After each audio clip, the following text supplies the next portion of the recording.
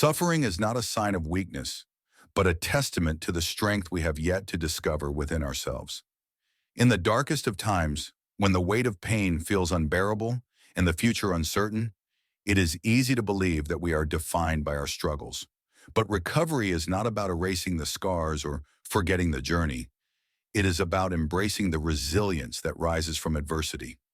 Each step toward healing is a victory, a reminder that we are capable of more than we realize. Recovery is not linear, and the road may be long, but with every setback comes a chance to grow stronger, wiser, and more compassionate.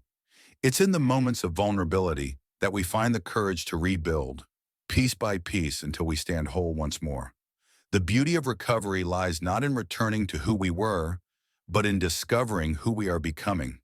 Through suffering, we gain a deeper understanding of our own strength and the power of hope. Remember, the greatest triumphs come not from avoiding pain, but from rising from it. In the end, it is through our recovery that we truly shine.